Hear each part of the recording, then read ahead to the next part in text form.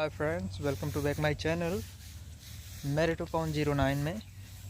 आज हम लोग अपने खेत में आए हैं और धान हम लोग ऐसे मशीन से इसकी बुआई करे थे, जिससे इसमें जो है बहुत घास उग गई। आप देख सकते हैं, तो घास की जो है घास निकालने के लिए हम लोग कुछ आदमी लगाए हैं, यहाँ पे काम कर रहे हैं। बहुत ज़्यादा घास है इसमें, धान तो दिख ही नहीं रहा है, लेकिन अगर निकलवा देंगे और थोड़ी खाद पानी सही समय से मिल जाएगा तो शायद बेहतर हो सकता है।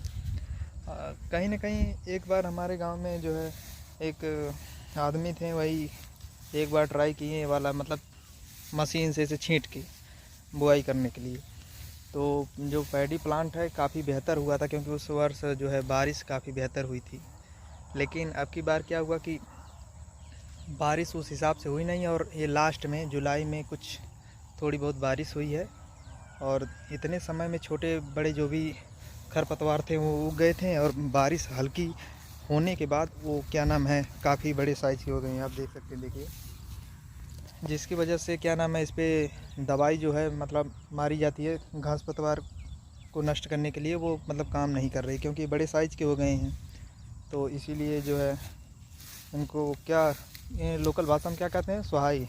हाँ, यहाँ पे जो है विलेज साइड में इसको कहते हैं, मतलब घास को निकालना सुहाई कहते हैं। तो वही हम लोग करवा रहे हैं, और देखते हैं कितना बढ़िया फसल होता है। क्योंकि अब जो है रोपाई का देखें, जो बढ़िया से पानी में जुताई करके उसके बाद धान की रोपाई होती है, उसमें कहीं ना कहीं बहुत खर्च आता है, बहुत खर्च आता है। उसके हिसाब से पैदावार नहीं है। तो ये सबसे बेस्ट मेथड है हमारे ख्याल से। हमारे गांव में जो है एक कोई ठाकुर करके थे, उन्होंने पहली बार ट्रायल करा था इसका, मतलब यही छींट के खेत में इसका क्या नाम, धान के जो बीज थे ऐसे, मतलब थोड़ा पानी भर के ऐसे छींट के, जैसे उसका हाँ प्लांट तैयार करते हैं, उसी तरह से करे हैं। तो उनका उस वर्ष मतलब शुरू से ही जून से बारिश बहुत तगड़ी हुई थी।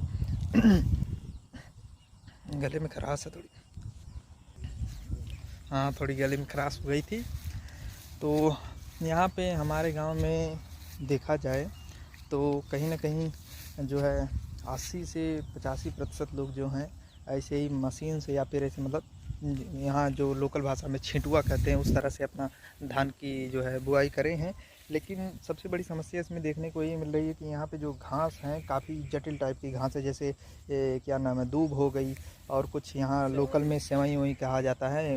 ये भाई साहब बताएंगे। अच्छा बताइए, किस तरह की समस्या आ रही है इस मतलब ये धान की खेती करने में? समस्या यही है, घास तो बहुत ज़्यादा हो रही है जी बुआई बहुत बढ़िया है इसकी, जी। क्योंकि घास की समस्या दवा मारे से जल रही नहीं है घास। अच्छा, ज़रा आप बताने की कृपा करेंगे कि मतलब इसमें जो है कितनी लागत लगती है और कितना उपज होता है? इसमें 2000 रुपये बुआई दिए थे। जी। अब जो सवाई ये लोग बोल रहे हैं 150 रुपया लेने के लिए दोपहर का। तब कितना दिन लग सकता है इसमें? इसमें 4 से 5 दिन लग सकता है। 4 से 5 दिन लग सकता है। और उपज की अगर बात करें तो इतने में कितना कुंटल हो सकता है धान आपका जो है? इसमें हो सकता है 15-15 कुंटल धान ही हो सकता है। 15 कुंटल धान जी। तो 15 कुंटल धान हो सकता है। तो मतलब कहीं ना कहीं देखा जाए, जो आपकी लागत है, लागत के अनुसार जो है अगर उपज की बात करी जाए तो कुछ ज़्यादा मुनाफा नहीं है। लेकिन एक किसान होने के नाते जो है ज़मीन से जुड़े होते हैं, तो कहीं ना कहीं वो अपना जो है खेती करना जारी रखते हैं बिना किसी मतलब लाभ के। कोई लाभ उनको नहीं दिखता, लेकिन एक किसान जो होते हैं वो अपने खेती को, अपने ज़मीन को माता के रूप में देखते हैं। तो कहीं ना कहीं उनसे बहुत क्लोजली जुड़े होते हैं, और उसी नाते जो है ये हमेशा बुआई करते हैं, उसमें उनका बेनिफिट हो या ना हो। अब जैसा कि भाई साहब बता रहे हैं कि इसमें खर्चा जो है काफ़ी ज़्यादा लग रहा है, लेकिन उसके हिसाब से अगर देखें तो उपज जो है बढ़िया नहीं हो पाती है। तो आप बताएंगे कि मतलब इसमें कितनी बार पानी देना पड़ता है, मतलब बढ़िया उपज के लिए धान में? बढ़िया उपज करने के लिए इसमें 6 से 7 बार पानी दो, क्योंकि बलुआ खेत है इसीलिए। अच्छा, तो इसमें अच्छी मिट्टी वाला रहता है तो इसमें 4 से 5 बार पानी दो, अच्छा फसल होगा आपका। अच्छा, तो चलिए, ये तो पानी की बात हो गई। अगर हम बात करें कि मतलब इसमें खाद या फिर फर्टिलाइज़र की, तो इसमें खाद किस प्रकार से, मतलब खाद का कितना खर्चा आता है? अगर खाद 1 का बीघा में देखें तो खाद का कितना खर्चा आता है? 1 बीघा में आता है इसे 500-600 रुपये आता है एक बार का एक बार छिटाई। का। और कितने बार मतलब खाद डालनी पड़ती है? 3-4 बार डालनी पड़ती है। यूरिया वही ना? जी, तो यूरिया इसमें यूरिया के साथ और थोड़ा आप डाल सकते हैं हरियाली के लिए, और वगैरह खाद जो फटेरा हुआ और मिक्सर खाद डाल सकते हैं हरियाली के लिए इसमें। अच्छा, तो ये जो फटेरा है ये मतलब किस प्रकार से, मतलब ये पैडी प्लांट में काम करता है, धान की खेती के लिए किस प्रकार बहुत से? अच्छा है, जैसे हरियाली बहुत अधिक रहेगी, जी। उस पर कीटाणु बहुत कम लगते हैं, इसीलिए हम लोग डालते हैं।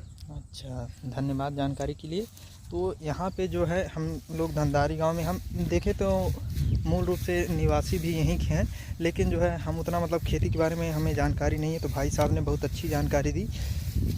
धान की खेती से लेके गेहूं हो या फिर किसी भी प्रकार की फसल हो, उसमें सबसे बड़ी समस्या आती है कि मतलब उसको रोग से बचाना और ये खरपतवार से बचाना, और सबसे बड़ी बात है सिंचाई की। जैसे भाई साहब बताएं अभी कि इनका जो खेत है थोड़ा बलुआ टाइप का मतलब ये है कि उसमें बालू की थोड़ी मात्रा ज़्यादा है उस मिट्टी में, तो इसलिए वहाँ पे पानी ज़्यादा लगता है। क्योंकि जहाँ आम नॉर्मल खेत हैं, जैसे आपके चिकनी उकनी मिट्टी हो गई आपकी और दोमट हो गई, तो उस खेत में जो है नॉर्मल अगर धान की अगर बात करें तो उसमें 3 से 4 टाइम अगर आप पानी दे दिए तभी फसल जो है अच्छी से हो जाती है। लेकिन यहाँ पे जो भाई साहब बता रहे हैं बलुई वाली मिट्टी है, इसमें पानी डालने के कुछ ही दिन बाद, मतलब जैसे अगर बारिश का जो है पानी अगर खेत में नहीं रुक रहा है तो इनको क्या नाम है, वैसे भी नहीं रुकेगा क्योंकि बलुई वाली मिट्टी है तो वो सूख जाती है, सारे पानी को एब्जॉर्ब कर लेती है।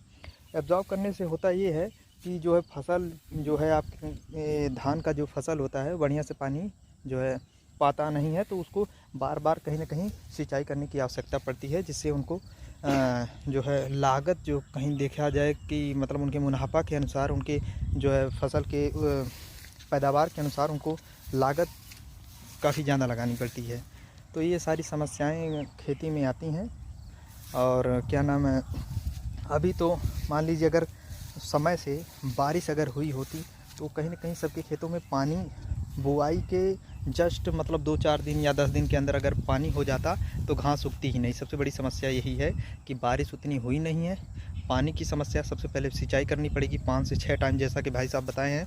और अगर पानी की बात अगर छोड़ दें तो उसके बाद हो गई घास की, खरपतवार जो है या बड़ी बड़ी घासें जो हैं, आप देखिए कितनी बड़ी बड़ी घासें हैं, इनको इसमें तो धान दिखाई नहीं दे रहा है। इसकी जो है सोहाई, जो हमारे यहाँ लोकल लैंग्वेज में कहा जाता है कि सोहाई जो है काफ़ी खर्चीला है। जैसा कि बताएं कि 200-150 रुपये प्रतिदिन का जो है एक व्यक्ति का चार्ज है।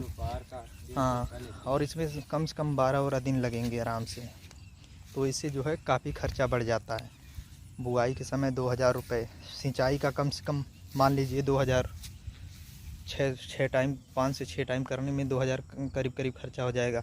और ये निराई गुड़ाई का मतलब ये सुहाई जो होता है इसमें भी काफ़ी पैसा लगेगा। और इसके बाद क्या हुआ कि फर्टिलाइज़र जो है आपके खाद हैं इसके लिए, और जो है रोग निवारण के लिए जो भी डाला जाता है, मतलब इसमें डाला जाता है। और जो फटेरा हो गया, फटेरा अगर जो है बढ़िया, मतलब जो धान है, धान की जो है बढ़िया से मतलब वो उगे, बढ़िया से ग्रो करे, उसके लिए फटेरा एक फर्टिलाइज़र के रूप में ही यूज किया जाता है। उसका भी एक अलग से ऐड ऑन उसमें हो जाता है। तो खेती किसानी में ये सब समस्याएं देखने को पड़ती हैं, लेकिन किसान जो हैं मिट्टी से जुड़ने के कारण काफ़ी लगन से खेती कृषि अपना करते हैं। मुनाफा या फिर और किसी के बारे में ज़्यादा सोचते नहीं, लेकिन सारा कुछ करते हैं, जानते हैं कि कम से कम। अच्छा दोस्तों, अगर वीडियो पसंद आई हो तो लाइक कीजिएगा और मेरिटो पवन 09 को सब्सक्राइब कीजिएगा, चैनल को बेल आइकन दबाना ना भूलें। और आशा करते हैं कि आपको ये वीडियो पसंद आई होगी। मैं भी अभी जल्दी में ही ये ब्लॉग स्टार्ट करा है, और इसमें जो है मैं एक धावक भी हूँ और एक क्या नाम है आर्मी एस्पिरेंट भी हूँ। तो उस अनुसार एक मैं और लोकल एरिया से मैं निकला यहाँ पे गांव से, तो किसान कहीं ना कहीं एक किसान का बेटा भी हूँ और मुझे गर्व है किसान का बेटा होने पे। तो इन मिट्टी से हम भी जुड़े हैं इनडायरेक्टली देखें तो, क्योंकि हम उतना मान लीजिए खेत वूत के बारे में हमें जानकारी नहीं है, लेकिन जानकारी रखना मुझे बहुत ज़्यादा पसंद है। तो हम लोग रनिंग वनिंग भी करते हैं, रनिंग करके अपना जो है आर्मी में जाने का सपना है, आर्मी में बड़े पद पे, तो उसकी भी तैयारी चल रही है। साथ साथ खेत भी देख लेते हैं हम थोड़ा बहुत। और ये भाई साहब बहुत मेहनत करते हैं, ये भी खेती किसानी के बारे में इनको बहुत जानकारी है। और सारा इतना बड़ा खेत है, ये अकेले ही देखते हैं सारा कुछ, साथ में पढ़ते भी हैं, कुछ सीखते भी हैं, मतलब ये स्किल भी इनके पास है और प्लस नॉलेज भी है और शक्तिशाली भी हैं, बाहुबली टाइप। चलिए तब, धन्यवाद, आज के लिए इतना ही। जय हिंद।